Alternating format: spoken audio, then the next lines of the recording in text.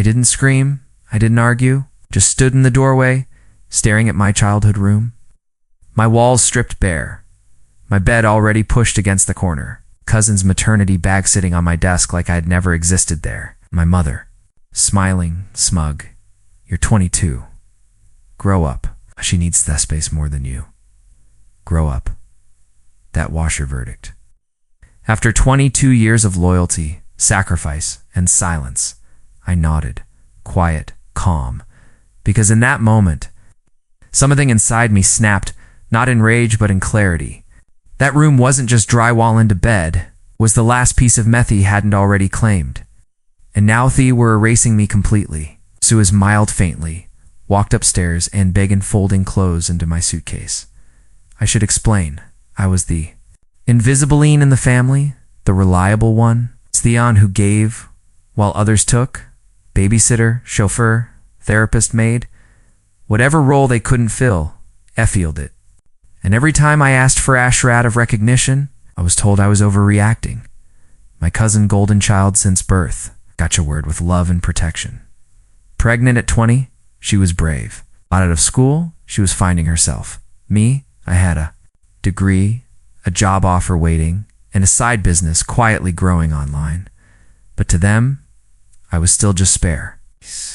So when my mom shoved Miss Suitcase toward me and called it growing up, I realized she had no idea who she was talking to. That night, I didn't sleep. I planned. See, the house wasn't really theirs.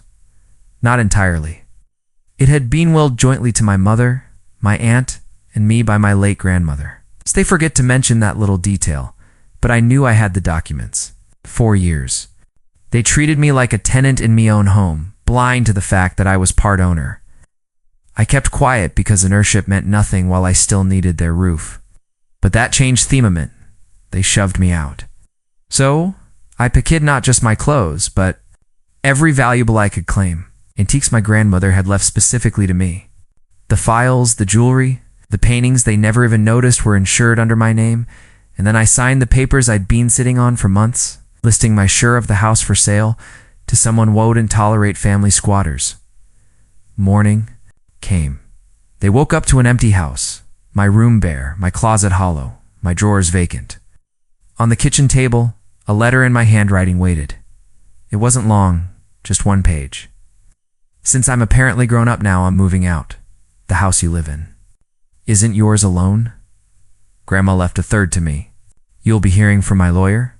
Consider this minitis. Am I selling my share? Good luck explaining that to your new tenant. P.S. Every item with my name attached is Goni. Don't bother looking. I already checked twice. The silence that followed was delicious. Voicemails piled up anew. My mother's voice cracked with panic. My cousin crying in Theb ground. My aunt screaming about betrayal. I didn't answer. Instead, he checked into a hotel, slept better than he had in years. Booked a flight the next day to Spain, a solo trip I had dreamed of, but always postponed because family needed me. Now, they could need themselves. Weeks passed. The house went tinto. Chaos, realtors called. Inspections were scheduled. My mother begged me to reconsider, claimed I was tearing the family apart. My aunt accused me of greed. Let the lawyers handle it. Cold, professional, clean. Every time my phone buzzed with another plea, another insult, another guilt trip. I sat on a balcony in Barcelona, sipping espresso, watching the ocean, and smiled. Because for once the weight wasn't on me, it was on them. The climax came fast. They buyer. Pushed through, unwilling to let extended relatives delay the deal. Mimother and aunt scrambled, desperate to buy me out, but they couldn't afford my share at market price. They begged me to accept less. I refused calmly. I'm grown up now, I told. Them I don't need charity, it stung. I knew it did.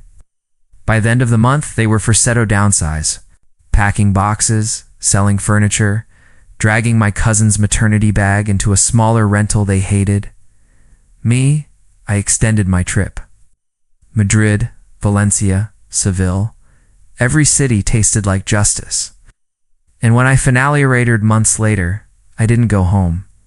I went to my new apartment, Bought a trite with my share, minimalist, clean mine. The letter they left me thed.